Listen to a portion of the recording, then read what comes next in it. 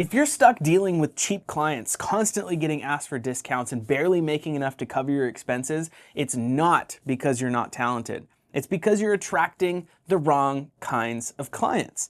In this video, I'm going to break down why cheap clients are actually hurting your business, and more importantly, how to start attracting better, higher paying clients who actually value you and your work. Stick around because at the end of this video, I'll share one simple strategy that helped me break out of the cheap client trap and start working with more premium agents. Here's something no one tells you when starting your real estate photography business. Cheap clients aren't just bad for your bank account, they're bad for your entire business. And here's why. They waste your time. They'll message you 15 times about a $150 shoot, but won't hesitate to spend something like $5,000 on Zillow ads. They have zero loyalty. The moment that someone else offers them something like a $10 discount, they're gone. They demand way more for way less. These are the clients who ask for extra photos, same day delivery, and then forget to pay on time if you don't deliver materials with something like HD Photo Hub, Spiro, or Ario. Here's a real world example from my first year as a real estate photographer.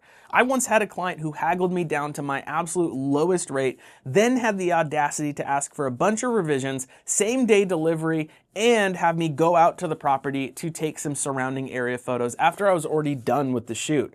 Meanwhile, my best clients now book me at full price every time without even blinking. This Wednesday, 2 days from now, I've got another $1,900 shoot. So this stuff is real. So if you're constantly dealing with low-paying, high-maintenance clients, it's time to start asking yourself, is this really worth it?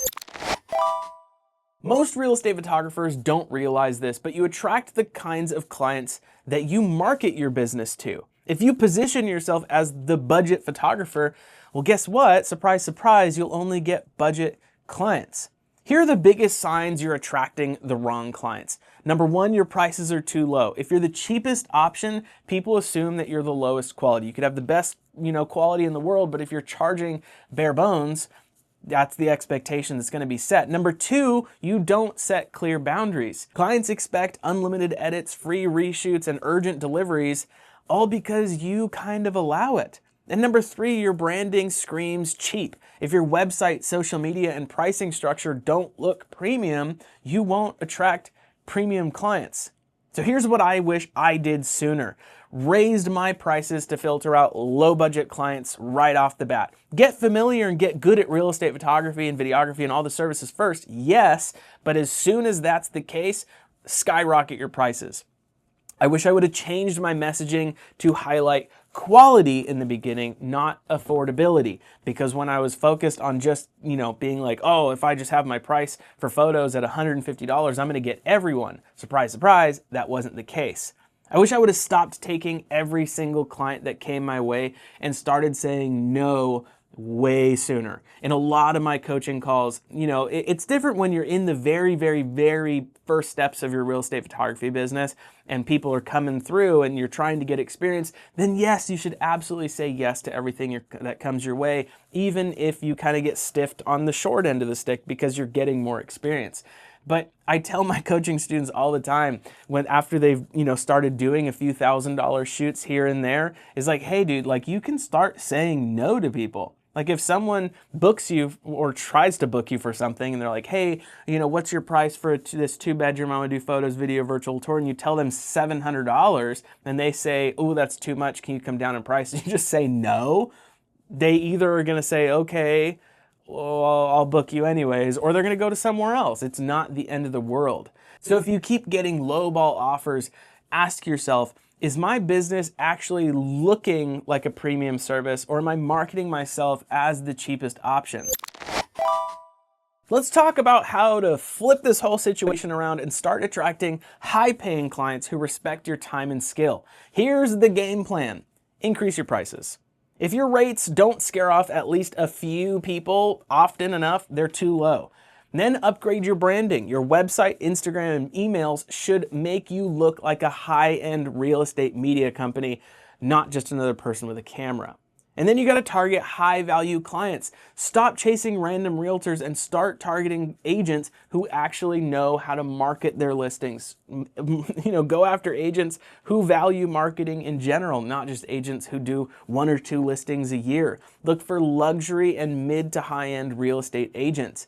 And then you got to build authority, create content that educates realtors on why they need high quality media, and become the go-to expert in your area. If you do all this, you're gonna get such a well-rounded online presence that when someone searches for real estate photography in your area and you pop up because you're really good at search engine optimization, which you should absolutely do, all of this is gonna help you to book way higher priced shoots very, very quickly. Here's another real world example. Once I stopped advertising affordable photography for the $150, which I was also shooting flash ambient because I was like, it's the best quality, and I was editing myself, all sorts of mistakes. But once I stopped doing all that and started marketing premium real estate media services, my entire business changed. Now, I didn't change my business name to media. That's a common misconception. If you include media in your name, you're gonna miss out on a lot of people who are searching for a real estate photographer near me. So you can have your business name still be Your City plus real estate photography, but if you focus on actually showcasing here are all the other services that I offer, it's gonna have a big impact. Clients who used to haggle pretty much disappeared, and the agents who valued their branding started reaching out to me. That's why I have these partnerships with these absolutely ginormous brokerages who do all the $40 million mansions, the $18 million mansions, the highest end stuff in my market, is because I changed and shifted my business to support that.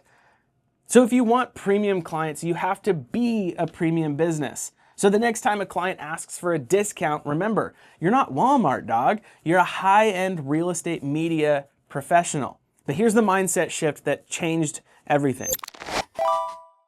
At the end of the day, you get to choose who you work with. If you keep attracting cheap clients, it's because your business is set up to attract them. So here's your challenge. Number 1, raise your prices. Number 2, refine your branding to go more, on the premium end of things. And if you need help building a real estate photography business that attracts high value clients, stick around here and check out my coaching program. This is kind of what I talk about all the time. But that's it for this video. Like, subscribe, comment, all that jazz, but I cannot wait to see you in the next one. I'll see you in the next one. Goodbye.